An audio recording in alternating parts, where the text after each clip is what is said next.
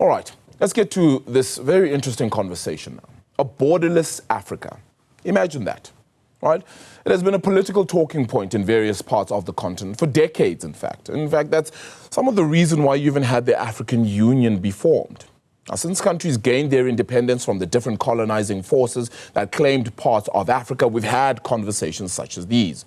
In fact, in an op-ed that Dr. Tinashe Sithole wrote, he asserts that the ideals of pan-Africanism, shared prosperity, even unity, are confronted by the realities of internal divisions, structural poverty, poor governance, even competing national interests.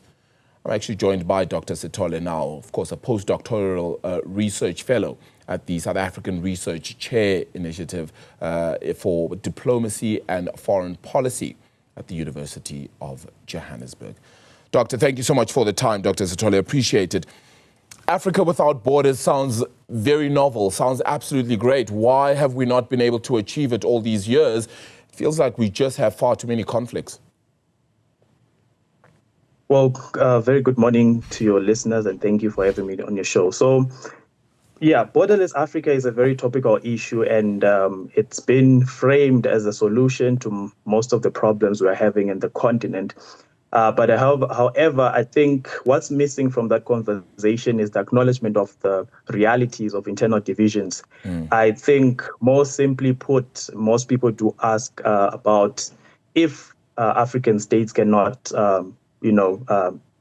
unite within their own countries, what more can we expect at a grand scale at the continent? So you find that internal strife, there's a lot of internal divisions, lack of unity, and in most cases, you find that the political leaders actually are benefiting from these divisions, and they also fend these divisions. Yeah, and these divisions then aren't easily solvable. It's not as though we can just have 2 or 3 or 4 or 5 meetings. I mean, at present, we're already struggling to put together an African free trade trade area agreement. So to try and get this happening means that we kind of need to realize that it won't happen in the clearest sense, much like the European Union, which in itself is falling apart at the seams in certain places. But perhaps we need to find other ways in which we come together as a continent. What are those? I think, firstly, so I have 3 main points that I make in that op-ed. But I think the first point that I emphasize really is about having unity beginning at home. So there is this lack of cohesion, especially within countries. You find that if you look in terms of, so I pitch it as having a national unity and inclusive governance framework, a platform where you find most somewhat of an inter-party dialogue. I can give an example of what's currently happening within Mozambique right now. There has been a state-sponsored post-election violence, and you find that there's a lot of animosity between this governing party and the opposition. So I think at the first instance, there's this lack of unity, but you need to have some form of a national unity and inclusive governance framework that countries should have somewhat to have this conversation within their states, and as well as having a national cohesion plan in order to strengthen governance within their states, to ensure that these domestic challenges really are not then amplified at the continental level. What is it exactly that we need to, the first hurdle in this instance? So that is my first point of call. And of course, practically, I think when we talk about borderless Africa, it has become, my sense is that it will end up being an empty catch-all phrase that will end up being devoid of meaning. So I think there should be some form of cross-border unity and action platforms where you find that there is this people-to-people centered collaboration. I would want to get the sense of unity if I ask, what does borderless Africa mean to us, a mere, for lack of a better word, the common person in the streets? Is it an opportunity for development, or do they see it as an opportunity, or in this case, a route for escape? We find that the conversation really it's about, there's a lot of challenges we find internally. Does borderless Africa, if I speak of it to a youth in Lubumbashi or a youth in Kinshasa, do they look at it as an opportunity that's coming to their country, or they look at it as as a way to actually run away from their problems in terms of as an escape route. Doc, so I think that's the other. Yes. Yeah, would changing the way we travel help? Because one thinks to themselves, and I'm not saying it's just an easy fix. I know the troubles in trying to travel across Africa and how difficult that may be, also how costly it may be. In certain areas, in order to travel within Africa, you actually need to leave the continent in order to get back to certain parts of the continent as well. So I understand that. But if we were able to fix the way we travel, would that change things? I mean, we have countries leaving their own economic blocks in terms of ECOWAS, in terms of, not wanting to necessarily be part of SADC, for example, as well. Could travel change things?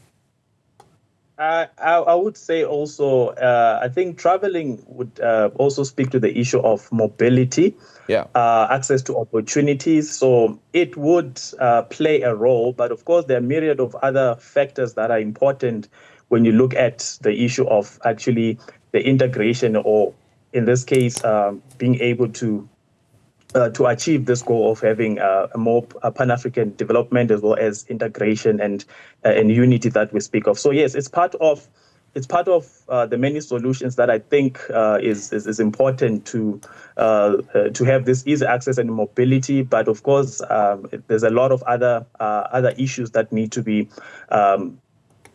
considered if as part of the solution to this problem. Yeah, how does tribalism affect things as well? Because we have varying needs, varying abilities to understand each other.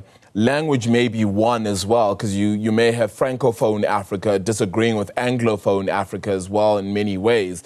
And those just issues just create the understanding that we have different needs completely. And that's why this doesn't come together. Is tribalism a big factor here?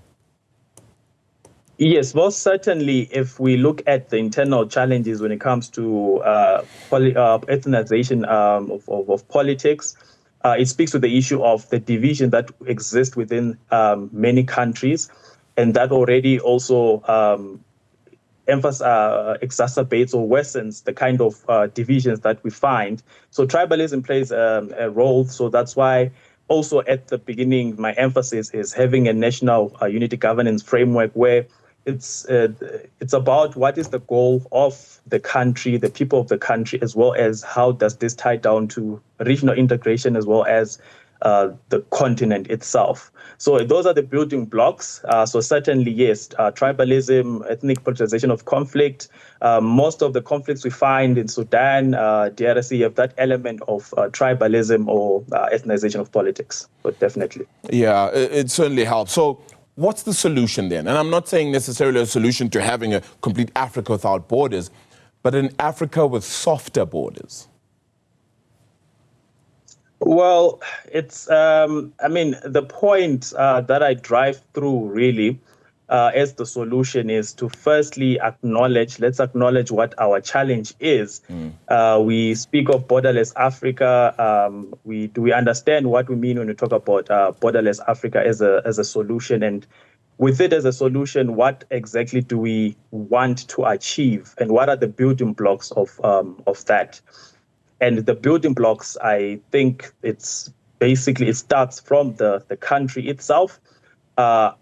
Otherwise, if we speak of borderless Africa, as it has been discussed, it becomes an empty catchphrase that is devoid of, it ends up losing its meaning to say, what do we really strive to do and what are the building blocks of this idea? At the end of it, you will find that our problems will simply then be exacerbated if we do not address them at this national level, looking at, is there any form of building towards inclusive governance within countries? We find that most countries within our continent, when it comes to elections, it's a winner takes all. After then, what happens in terms of being inclusive of opposition that already have also, in this case, lost the election? How does governance work in terms of including other critical role players within the country? So that's where it starts. And based on that, we should be able to then build in terms of what are our common goals and being able to be people-to-people centered so that this concept resonates with the common person if I ask you what is about this borderless Africa, it weaving with the lived realities of the common person. Sure. So that's what's important. We are not yet uhuru, not yet free in that stance then, unfortunately, for now, Doctor. So we'll hopefully keep trying and keep hoping for it, because that is certainly what we'd certainly need as an Africa, perhaps, to move forward in some ways as well. Thank you so much for your time this morning, as well as giving us this op-ed and this discussion, because I think it's quite interesting. Dr. Sithole there, who is a postdoctoral research fellow at the South African Research Chair Initiative for Diplomacy and Foreign Policy. That's at the University of Johannesburg.